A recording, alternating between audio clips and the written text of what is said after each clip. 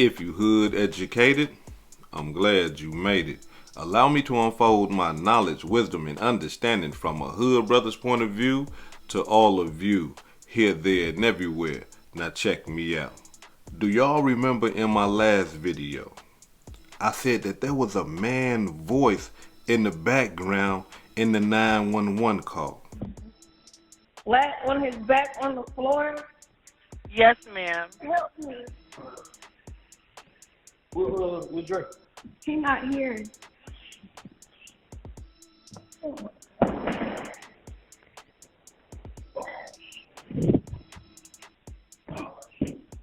Yeah, Were you able to get him to the floor?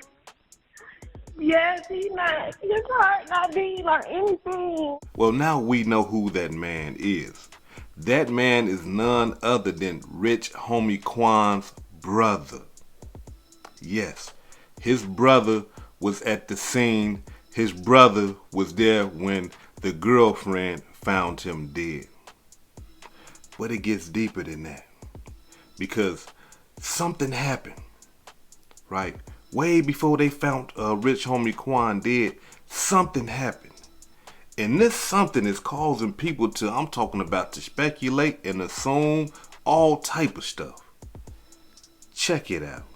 An incident report posted Monday by investigators revealed new details from the morning Lamar was found unresponsive. An officer who responded to the home spoke with Lamar's girlfriend and brother. Around 3 a.m., Lamar's brother said he found the rapper asleep on the floor near the kitchen counter. Now, I'm not gonna lie. When I first read that, I'm like, come on, bruh.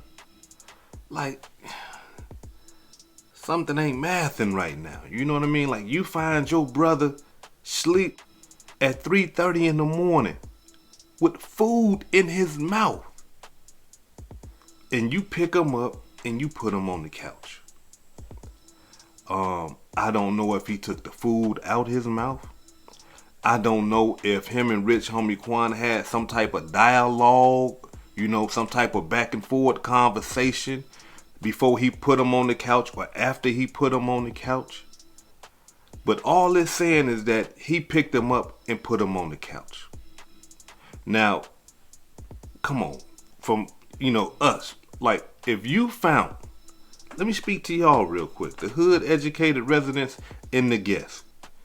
If you found one of your family members, especially your brother or your sister, laid out in the kitchen with food in their mouth, are you going to have some type of dialogue with them? Are you going to keep a close eye on them and watch and see if they okay?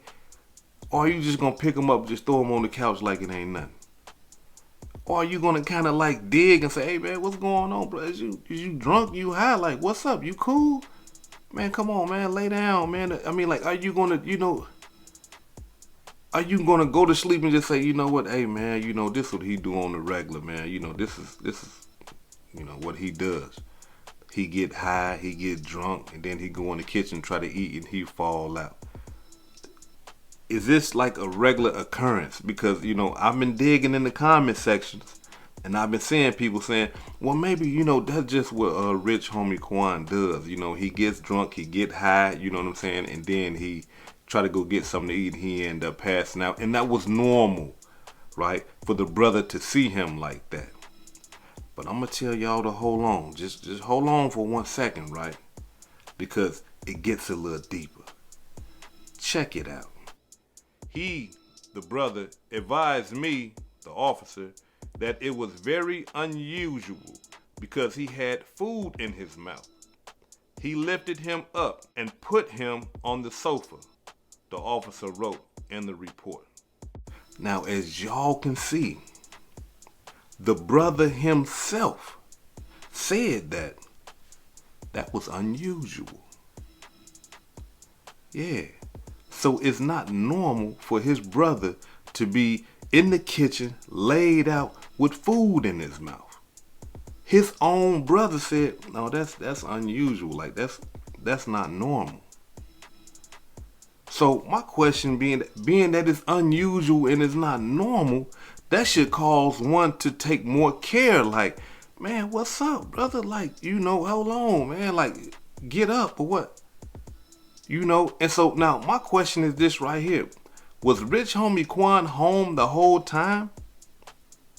Or did he come in the house late night and went to go get something to eat and then, fell sick and all this old type of stuff? Or was he always there? And not only that, when you took him to the couch, was he dead then? When the brother found him with the food in his mouth, was he dead from choking on the food? I mean, was he already dead? But he wasn't cold and he was, rigor mortis ain't set in, so he was kind of still warm and stuff like that. And he just picked him up and put him on the couch. But like I say, I wouldn't be able to do that to somebody that, that I love or one of my family members or something like that. If I found them in the kitchen like that, look, we got to talk before I let you go to sleep or whatever. Like, you got to let me know that you're okay. You got to let me know that you're alive. I can't just leave you on the couch. I can't just pick you up after finding you laid out in the middle of nowhere at 3 a.m. with food in your mouth. I can't do that. And especially knowing that that's unusual for you. And even if it is normal for you, I still got to say something to you. Like, come on, bro. Like, get up, man. You tripping, man. Hold on, man. Like, what's wrong with you? Like, we got to have some type of dialogue. I don't care if it's an argument or something like that, but we got to talk about something. But here it is. This is the question. Was he already dead when his brother picked him up and put him on the couch? Did he die from trying to eat? Did he choke to death? You see what I'm saying? Because now we got to question all type of stuff. The man found him with food in his mouth. Now, look, just being 100 with y'all. Like I said in my last video, there was no urgency and stuff like that. And now I'm starting to understand why it probably wasn't no urgency. I'm starting to understand like why it probably wasn't nobody yelling, arguing, you know what I'm saying? And I'm talking about screaming in the background. Cause look, black folks, come on now. We come on now. We ain't gonna have two calm peoples in one spot if it's a dead body sitting right there. Somebody finna be panicking. Ain't no two black people finna be sitting somewhere and the dead body sitting right there and both of us just like calm, like, oh my, we know we just, hey, can y'all just, somebody finna be, hey man, hold on, get out, come on, yo brother, you come on, hey man, hold on, hurry up man, tell him, come on man, fuck that, woo, you cussing, you mad, you frustrated, you don't know why your brother dead or nothing like that, But then when I got to thinking about it, deeper and deeper, I'm thinking like, maybe they understood that he was already dead. And they probably already went through all that. And by the time they called 911, it's just like, he dead already. The man was cold when they touched him. And I'm just only speculating. I don't know, you know what I'm saying? But I'm just trying my hardest to wrap my mind around this. And I'm trying to give them the benefit of the doubt by saying that maybe he was already dead and they accepted that. And that's why they wasn't, so alarmed and there was no urgency or nothing like that because they already knew, hey, he dead. But when I think about that, why not say that? During the whole 911 phone call, if you saying that he ain't got no heartbeat and he is not breathing and he is not waking up, that tells us that, hey, look, he dead. Like, no one has said, hey, look, he dead over here. It was just, all the indicators that there's no life left in him. But there's not one time where the girlfriend said, I found my boyfriend dead. He dead in here. But it was, he ain't got no heartbeat. It was almost if like she couldn't say that he was dead. She couldn't admit the fact that he was dead. But she was saying all the things that would contribute to someone's death. He ain't breathing. He ain't got no heartbeat. He's not waking up. He's dead. But she would never admit that. The brother, like, what is you doing, man? Like, I mean, like, when did you get up to recognize stuff and you ain't calling the police and she called the father? Why you ain't, what is you doing? You know what I'm saying? And then this woman got to ask you to help her. Like, you know, you hear her in the background begging, like, help me. She talking to the brother. Hey, help me get him off the couch so we can do the CPR.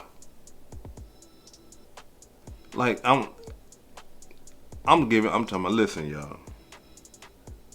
I'm trying my hardest because I'm talking about, like, certain stuff is just not, it's not adding up to me. It's not making no sense to me. I don't want to blame nobody and none of that type of stuff. You know what I mean? But, you know, y'all can get in the comments and give me y'all portion of understanding. But I just wanted to give y'all this update.